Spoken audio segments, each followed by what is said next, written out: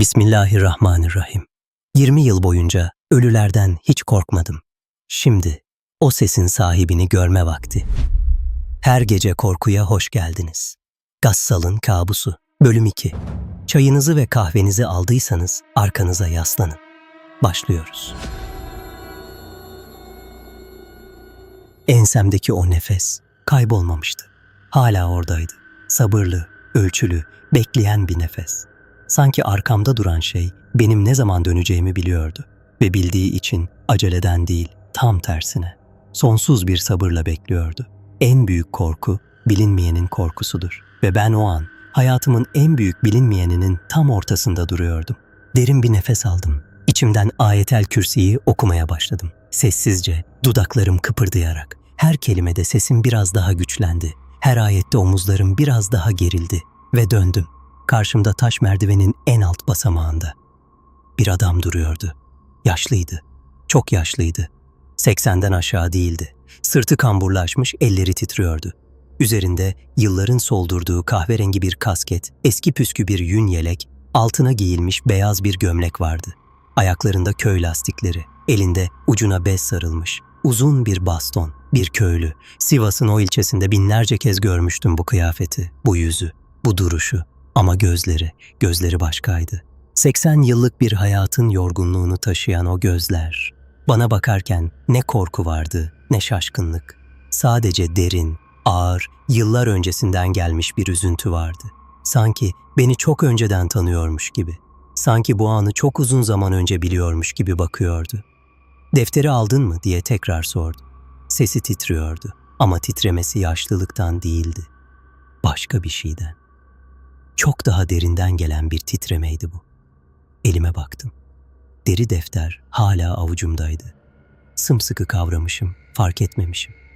"Aldım," dedim. Sesim çıktı mı emin değildim. Adam gözlerini yumdu. Uzun bir nefes verdi. Sanki yıllarca tuttuğu bir yükü bırakıyordu omuzlarından. "Geldin demek," dedi sessizce. "Serafettin'in seni bulmasını bekliyordum." Serafettin. O isim o Bodrum'da yankılandığında Muska'daki o ilk satır zihnimde çaktı. "Beni bu isimle çağırma. Bu isim artık ona ait." Adama baktım. "Siz kimsiniz?" dedim. Adam gözlerini açtı. Bastonu taş zemine dayayıp ağır ağır Bodrum'a indi. Her basamakta dizleri çıtırdıyordu. Sandığın yanına geldi. Ona baktı. Uzun süre baktı. Sonra eliyle hafifçe dokundu. Tıpkı eski bir dostu okşar gibi. "Benim adım Süleyman," dedi. "Bu tekkenin son bekçisiyim." Durdu. "Ve Serafettin benim kardeşimdi." O kelime o küçük Bodrum'da taş duvarlara çarpıp yankılandı. Kardeşi, gasilhanede yıkadığım o beden, üzerindeki o mühürler, o zincirli çinko tabut, 20 yıl önce kaybolan o adam, hepsi birden üzerime çöktü. 20 yıldır, dedim, cümleyi tamamlayamadım. 20 yıldır biliyordum nerede olduğunu, dedi Süleyman. Sesi kırılmıyordu. Kırılmak için çoktan geçmişti o eşikten. Ama gidemezdim. Gidersem onlar da beni bulurdu. "Onlar mı?" dedim. Adam başını kaldırıp gözlerimin içine baktı. "O fotoğraftaki adamlar Kenan Usta." Elim titreyerek cebime gitti. Fotoğrafı çıkardım. O 12 adamı, o boş bakışları, o düz yüzleri tekrar gördüm. "Bunlar kim?" Süleyman derin bir nefes aldı. "1987'de bu tekkede bir şey başladı," dedi. Serafettin gördü, belgeledi. O deftere yazdı her şeyi ve susturulmak için durdu. Gözleri doldu ama yaş gelmedi. Çoktan tükenmiş gözlerdi bunlar. Sustururken kullandıkları yöntem, insana yapılacak en ağır şeydi. Deri defteri açtım. İlk sayfada Serafettin'in el yazısıyla, titrek ama kararlı harflerle yazılmış tek bir cümle vardı. Bunu okuyan kişi artık tanık sayılır. Tanıklıktan kaçış yoktur. Gözlerimi Süleyman'a çevirdim. Adam bana bakıyordu. O derin, yorgun, yüzyıllık üzüntüsüyle. "Ne başladı bu tekkede 1987'de," dedim. Süleyman yavaşça döndü, merdivene yürüdü. Bir basamak çıktı, durdu. "Bunu burada anlatamam," dedi. "Duvarların kulakları var." Başını çevirdi, omzunun üzerinden baktı. "Evime gel, çay koyarım ve her şeyi anlatırım. Ama önce..." Gözleri o deftere kaydı. "O defterin ilk 10 sayfasını oku, sonra gel. Böylece anlattıklarımı daha kolay anlarsın." Ve çıktı. Ağır adımlarla bastonu taş basamaklara vura vura yukarı çıktı. Bodrum kapağı kapandı. Yapayalnız kalmıştım. Elimde o defter. Bodrum'daki o toprak zeminde bağdaş kurup oturdum. Telefonumun flaşını yaktım. Defterin ilk sayfasını çevirdim ve okudum. Serafettin'in el yazısı düzensizdi. Aceleyle, korkuyla, bazen silinerek yeniden yazılmıştı.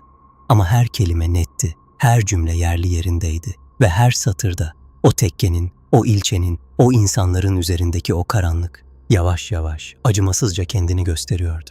O sabah, o Bodrum'da Serafettin'in o titrek el yazısını okurken, 20 yıldır bu ilçede yaşadığımı, bu insanların arasında dolaştığımı, bu sokakları her gün geçtiğimi düşündüm. Ve hiçbir şey bilmediğimi anladım. Hiçbir şey. 1. sayfa. Serafettin'in el yazısı sayfanın üst köşesinden başlıyordu. Tarih yoktu. Sadece tek bir cümle. Bunu yazmak zorundayım. Çünkü susmak, onlara hizmet etmek demek. 2. sayfa. Burada yazı değişiyordu. Daha düzenli, daha sakin. Sanki Serafettin kendini toparlayıp baştan başlamıştı. Ben Serafettin Karataş. Sivas'ın Divriği ilçesinde doğdum. 1951 yılında. Babam demirciydi. Annem erken gitti. Kardeşim Süleyman benimle büyüdü. İkimiz de bu ilçeye yerleştik. Ben bu tekkeye bağlandım. Süleyman bağlanmadı. Onu koruyan bu oldu. Durdum. Süleyman haklıydı. Kardeşiydi. Devam ettim. 3. sayfa. Tekkeye ilk geldiğimde 1973 yılıydı. Şeyh Hamdullah Efendi'nin dergahıydı burası. Sivas'ın en köklü, en temiz dergahlarından biriydi. Zikir yapılırdı, sohbet edilirdi, yoksullara yardım edilirdi. Ben de hizmet ettim. 14 yıl hizmet ettim. 14 yıl. 1973'ten 1987'ye. 14 yılın sonunda Şeyh Hamdullah Efendi vefat etti. Allah rahmet eylesin. Ve o vefat ettikten sonra sayfa bitmişti. Çevirdim. 4. sayfa. O vefat ettikten sonra tekkeye yeni biri geldi. Adını yazmayacağım. Çünkü ismini yazmak bile tehlikeli. Ben ona gelen diyeceğim. Gelen dışarıdan geldi. Nereden geldiğini kimse bilmiyordu. Ama konuşması iyiydi. Bilgisi genişti. İnsanlar etkilendi. Ben de etkilendim ilk başta. İlk başta o 2 kelime sayfada ağır duruyordu. 5. sayfa. Gelen ilk 3 ayda herkesi kazandı. Tekkenin eski müdavimlerini, kasabanın ileri gelenlerini, hatta jandarmadan 2 kişiyi, fotoğrafta gördüklerin hepsi bunlar. 12 kişiydik. Ben de içlerindeyim o fotoğrafta. En solda duran, başını öne eğmiş olan benim. Fotoğrafı çıkardım. En sol. Başı öne eğik. Buldum. Serafettin. Diğerlerinden farklı bakıyordu. Diğerleri o boş, düz bakışla objektife bakarken Serafettin'in gözleri hafifçe yere kaçmıştı. Sanki o an bile içinde bir şeylerin yanlış olduğunu hissediyordu. 6. sayfa. İlk ayini Ekim 1987'de yaptık. Gelen bize bunun bir zikir olduğunu söylemişti. Farklı bir zikir, daha derin, daha güçlü. Ben sordum. Bu zikrin kaynağı ne? Güldü. Kaynağı çok eskidir dedi. İnsanlığın unuttuğu bir ilimdir. Ben sustum. Sustum çünkü o gece gördüklerim beni sustururdu zaten. Durdum. Sayfayı çevirmedim. O gece gördükleri. Elimdeki defter titredi mi yoksa ellerim mi titredi anlayamadım. İkisi de titriyordu zaten. Sayfayı çevirdim. 7. sayfa. O gece Bodrum'a indik. 12 kişi. Gelen ortaya bir şey koydu. Anlatmak zor. Bir kap gibiydi. Madeni. Üzeri yazılıydı. Aynı yazılar. Sonradan benim derimde gördüğünüz yazılar. Ben o yazıları o gece ilk kez gördüm. Ve o gece anladım ki bu zikir değildi. 8. sayfa. Burada el yazısı değişmişti. Harfler büyümüştü. Baskı artmıştı. Kalem kağıdı neredeyse delmişti. Çıkıp gitmek istedim. Kapıya yürüdüm. Gelen güldü. Artık geç dedi. Tanık oldun. Tanıklar ya bizimle olur ya susar. Ben anlamadım. Susmak ne demek dedim. Göreceksin dedi. 9. sayfa. O geceden sonra 12 kişiden 3'ü kayboldu. Kimse aramadı. Jandarma içindeki ikisi zaten onlardandı. Kalanlar sustular. Ben de sustum. Korktum. Süleyman'a bir şey olmasın diye sustum. Ama içim yanıyordu. Çünkü her ay o Bodrum'a iniyorduk. Her ay o kap ortaya çıkıyordu. Ve her ayinden sonra kasabada bir şeyler oluyordu. Durdum. Kasabada ne oluyordu diye sormak istedim. Ama Serafettin'e soramazdım. Serafettin teneşir masasındaydı. Sayfayı çevirdim. 10. sayfa. Burada yazı aniden bitiyordu. Yarım cümle, yarım kelime. Sanki Serafettin yazarken bırakmak zorunda kalmıştı. Aralık 1987. Artık dayanamıyorum. Her şeyi yazmak zorundayım. Çünkü o kap şimdi farklı bir şey istiyor. Bir. Bitti. Sayfa bitmişti. Bir sonraki sayfaya geçtim. Boştu. Sonraki. Boş. Bütün sayfaları hızlıca çevirdim. 10. sayfadan sonrası tamamen boştu.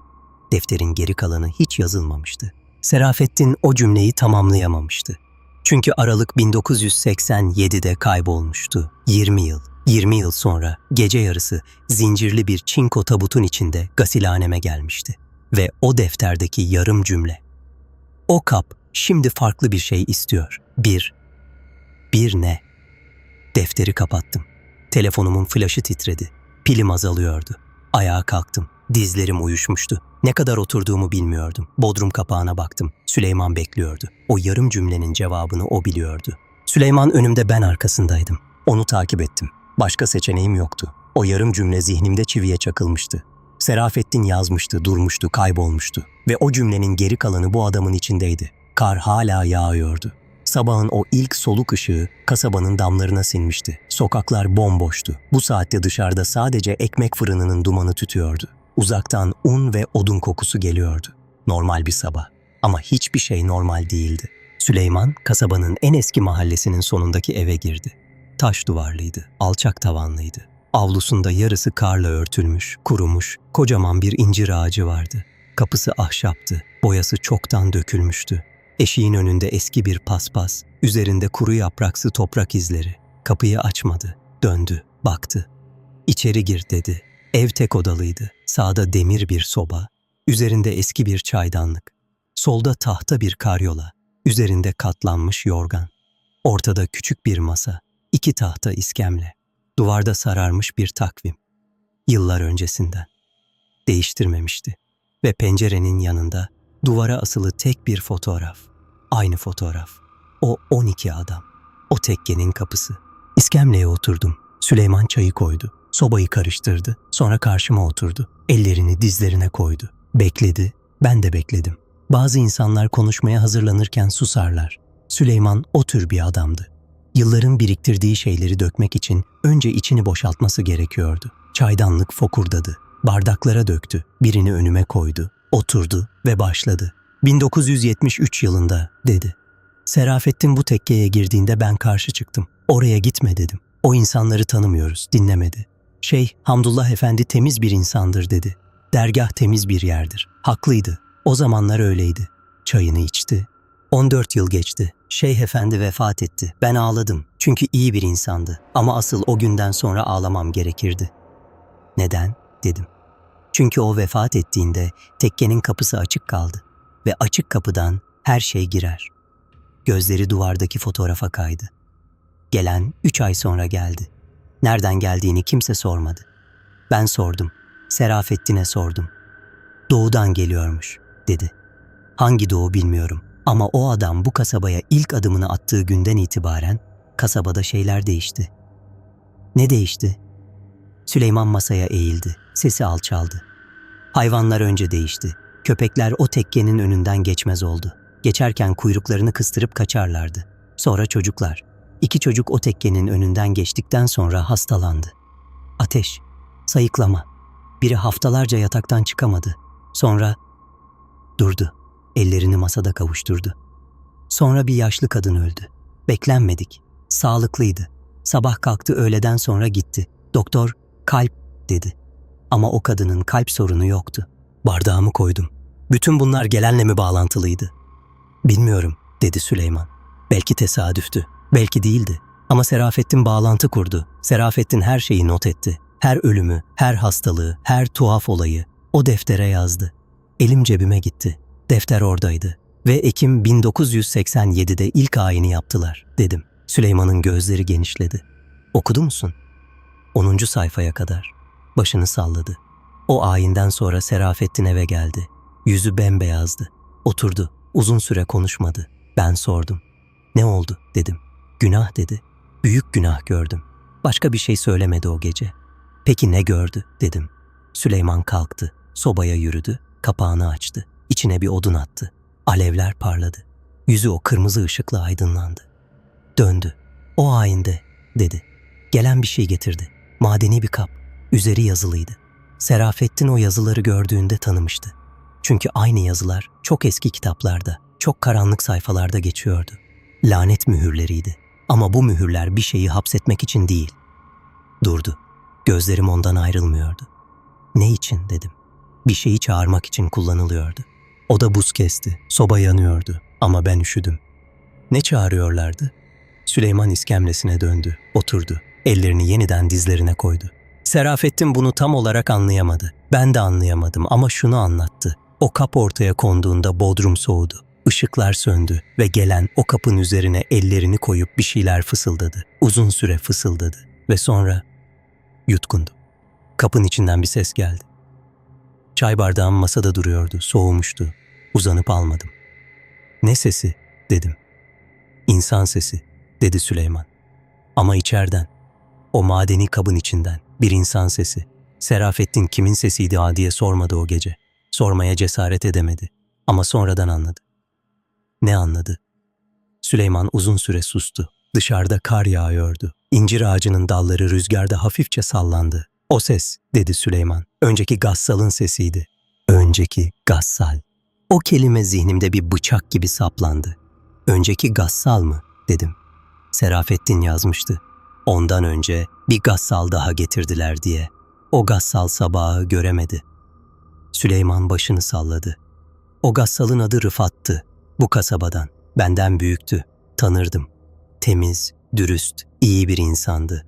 Bir sabah kayboldu. Kimse bulamadı. Ailesi yıllarca aradı. Ben şüphelendim ama sustum. Korkudan sustum. Ve sesi o kapın içindeydi. Serafettin öyle söyledi. Ayağa kalktım. Oturamıyordum. Bacaklarım beni taşımak istiyordu. Bir yere yürümek istiyordum. Ama nereye gideceğimi bilmiyordum. Pencereye yürüdüm. Kasabaya baktım. O dar sokaklar, o taş evler, o caminin minaresi. 20 yıldır bu manzarayı her sabah görmüştüm. Şimdi bambaşka görünüyordu. Peki beni neden istediler, dedim. Pencereye bakarken sordum. Dönmeye cesaretim yoktu. Süleyman cevap vermedi hemen. Soba çatırdadı. Serafettin anlamıştı, dedi sonunda. O kap dolu olunca bir sonrakine ihtiyaç duyuluyor. Ve her seferinde Gassal lazım. Çünkü Gassal ölüyle köprüdür. İki dünya arasındaki köprü. O kapın işlemesi için o köprüye ihtiyaç var. Döndüm. Yani sizi kullanmak istiyorlardı, dedi Süleyman. Tıpkı Rıfat gibi. Uzun süre sustum. Sonra tek bir soru sordum. Serafettin nasıl o çinko tabutun içine girdi? Süleyman'ın gözleri doldu. Bu kez yaş geldi. 83 yıllık o kuru gözlerden nihayet yaş geldi. O defteri yazdıktan sonra, dedi sesi kırılarak, her şeyi belgeledikten sonra savcıya gitmek istedi. Jandarmaya gitmek istedi. Ben gitme dedim. İçlerinde jandarma var dedim. Dinlemedi ve 3 gün sonra durdu. Gözlerini sildi. 3 gün sonra kayboldu. Ben yıllarca bekledi. Ama bir gün bir adam geldi kapıma. Tanımadım. Kardeşini bulduk dedi. Nerede dedim. Dağda dedi ve bana bir şey söyledi. Ne söyledi? Süleyman gözlerini benim gözlerime kilitledi. Kardeşin hala hayatta dedi. Ama çıkarılması için bir gassal lazım. Temiz bir gassal. 20 yıldır bekliyoruz. O sabah Süleyman'ın o küçük odasında o sözleri duyduğumda Serafettin'in 20 yıldır o çinko tabutun içinde neden kaldığını anladım. Onu hapsetmemişlerdi. Onu bekletmişlerdi. Bekletmişlerdi, dedim. Kelime ağzımdan çıktı ama anlamı zihnime işlemekte gecikti. Sanki çok ağır bir şeydi. Taşınması zaman alıyordu. 20 yıl, dedim. Serafettin 20 yıl o tabutun içinde miydi? Süleyman başını salladı. Dümdüz, sessizce salladı. Nasıl, dedim. Bir insan 20 yıl. İnsan değildi artık, dedi Süleyman. Sesi kırık değildi. Kırılmak için çoktan geçmişti oradan. Yani bedeni oradaydı. Ama Serafettin tam olarak ne bedenindeydi ne değildi. İkisi arasında bir yerdeydi. Oturdum. Ayakta duramıyordum. Ne demek ikisi arasında? Süleyman sobaya baktı. Alevler hala yanıyordu. O kırmızı ışıkta yüzü daha da yaşlı, daha da yorgun görünüyordu. O kap, dedi. O madeni kap. İçine aldığı şeyi ne tamamen alır, ne tamamen bırakır, ortada tutar. Rıfat Usta da öyle tutulmuştu. Serafettin de öyle tutuldu. Bedenleri kalır ama durdu. Doğru kelimeyi arıyordu. Ama özleri o kabın içindedir, dedi sonunda. O ses, o madeni kabın içinden gelen ses, işte o onların özüdür. Süleyman'ın evinden çıktığımda saat sabahın 8'ini geçiyordu. Kar durmuştu. Kasaba o beyaz sessizliğin altında uyur gibiydi. Bacalardan tüten dumanlar, donmuş sokak lambaları, kapalı kepenkler. Her şey normaldi. Her şey yerli yerindeydi. Ama ben artık bu kasabanın altında ne olduğunu biliyordum. Gasilhaneye yürüdüm. Adımlarım hızlıydı. Arkamı dönmedim. Süleyman'ın söylediklerini zihnimde taşımak yerine sadece yürüdüm. Düşünmek tehlikeliydi şu an. Düşününce durmak istiyordum. Durmak ise durmak mümkün değildi. Gasilhanenin demir kapısı aralık duruyordu. Ben kapatmıştım. Sıkıca kapatmıştım. Yavaşladım. Durdum. Kapının o aralığına baktım. İçeriden hiçbir ses gelmiyordu. Ama o aralık, o birkaç santimetrelik karanlık içeri çekiyordu. Besmelemi çektim. Kapıyı ittim. İçerisi soğuktu. Normalden fazla soğuktu. Soba sönmüştü. Ama bu soğukluk sobanın sönmesiyle açıklanamayacak türden bir soğuktu. Kemiğe işleyen, nefesi donduran, içten dışa doğru üşüten bir soğukluk. Floresan lamba yanıyordu. Teneşir masası oradaydı. Ama Serafettin'in bedeni değişmişti. Sabah gasilhaneden çıkarken üzerini örttüğüm beyaz bez yan tarafına kaymıştı. Serafettin'in yüzü açıktaydı ve o yüz, sabah gördüğüm yüzden farklıydı. Sabah o yüz tamamen silinmişti. Cinsiyetsiz, ifadesiz, düz bir yüzdü. Şimdi o yüzde bir ifade vardı. Acı, saf, ham, yılların biriktirdiği acı. Sanki Serafettin oradaydı. Bedeninin içinde, o yarı geçiş halinde beni bekliyordu. Masaya yaklaştım.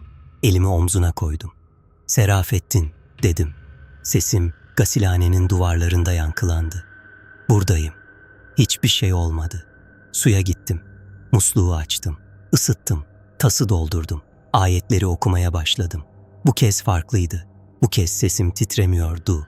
Bu kez ellerim titremiyordu. Çünkü ne yaptığımı biliyordum ve neden yaptığımı biliyordum. Sıcak suyu omzuna döktüm. O an gasilhanenin demir kapısı büyük bir gürültüyle açıldı. İki adam, tanımıyordum. Ama o fotoğraftakilerin bakışıydı gözlerinde. O boş, düz, hiçbir şey taşımayan bakış. Biri uzun boylu, palto giymişti. Diğeri kısa, şişmanca, elinde bir şey tutuyordu. "Kenan Usta," dedi uzun boylu olan. Durdum, tası bırakmadım. "Yıkamayı bırakın," dedi. Şimdi bırakmadım. Tekrar döktüm. Serafettin'in omzuna. Sıcak su aktı ve o mühürler yeniden çözülmeye başladı. Deriden sökülüyordu. Suyla birlikte akıyordu. Uzun boylu adam öne attı kendini. Tam o an kapıdan Süleyman girdi. 83 yaşında, kamburlaşmış, elinde bastonu. Ama sesi genç bir adamın sesiydi. "Durun." İkisi de döndü. Süleyman'ı görünce uzun boylu adamın yüzü değişti. O boş bakışın altında bir şey kırıldı. Korku değildi. Şaşkınlıktı. Sanki ölmüş birini görüyordu. "Sen," dedi. "Ben," dedi Süleyman. 20 yıldır bekliyordunuz. Ben de bekliyordum." Bastonu yere vurdu. "Kenan Usta, devam edin."